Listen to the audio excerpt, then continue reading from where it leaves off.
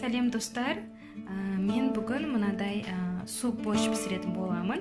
Менімен бірге болыңыздар, менің каналыма подписаться етіңіздер. Әрі қарай мен сіздерге бұл суп борщтың рецептісімен бөлісетін боламын.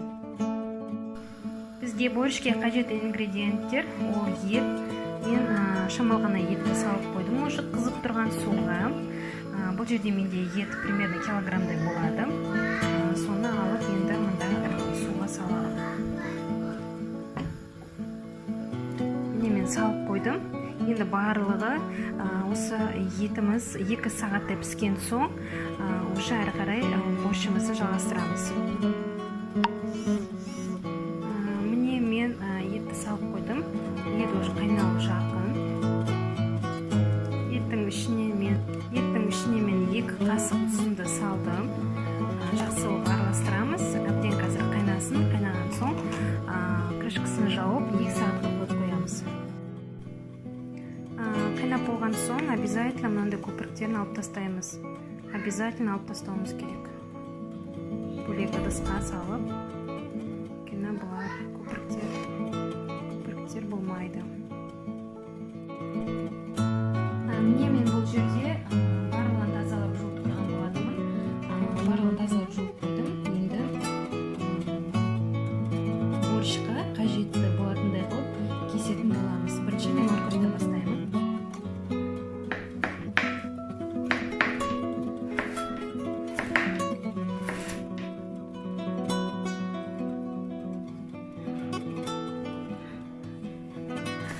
Кубиками кесіп жатырмын, чтобы жегенде ыңғайлы болу үшін.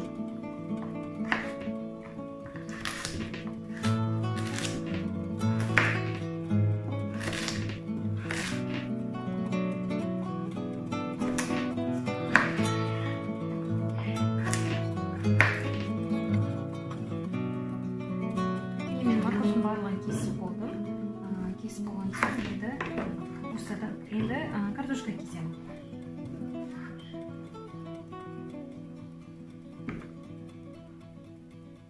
Міне мен картошканың барлығын кесіп болдым. Картошканы тым ұсақ еткен жоқ, мынандай средний етіп кестім, орташа етіп. Енді оның барлығын мынандай тарелкаға салып қоямыз. Қазір етіміз піскен соң осы овощтардың барлығын саламыз. Енді мен свекланы, қызылшаны кесемін. Кескенде де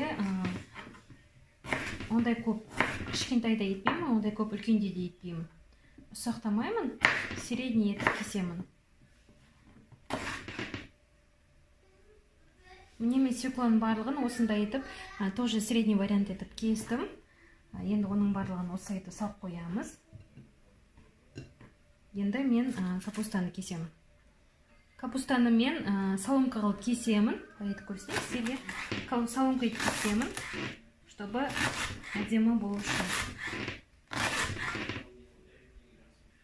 Міне мен капустаны кесіп болдым. Мынандай қылып соломка қылып кестім.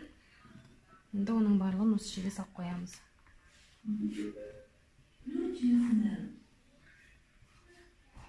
Енді последний менде бұл жерде пияз қалды. Пиязды тоже соломка етіп кесемін. Міне мен пиязды да соломка қылып кестім.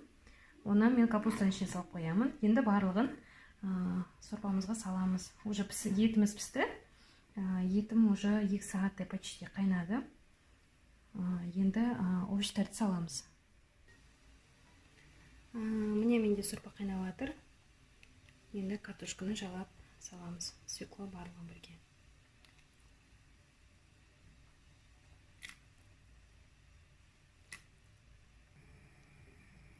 Міне мен барлығын салып болдым. Енді жақсылап араластырамыз. Уже свеклоның цветі шығып жатыр, қызарып. Енді бұның барлығын 20 минуттай қайнатамыз.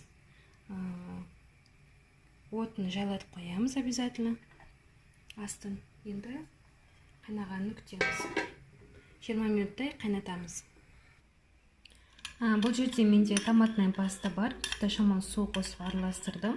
Бұл жерде менде мынандай ас қасықпен 2-ін салдым. 2 ас қасық томатная пастаны қазір дайындап жатқан борщымызға қосамыз.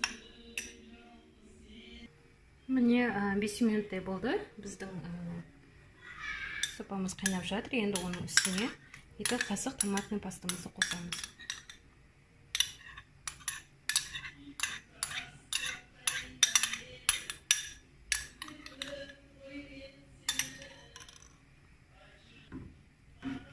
Енді тағы да жақсылап араластырамыз. Тағы да енді 15 минуттай қайнатамыз. Крышкасын ашпастан қайнатамыз.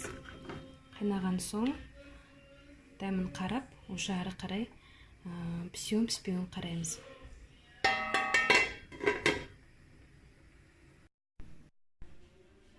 Не достар, біздің сопамыз пісіп жатыр.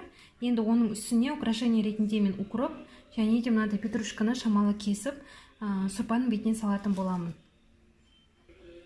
Міне достар, мен осы жақта осылай укропты кесіп қойған болатынмын. Укроп және петрушка бұл жерде менде. Әбден қазір сопамыз дайын болады ғой. Сол кезде мен 3 минуттан бұрын осы укроп пен петрушканы салып қоямын.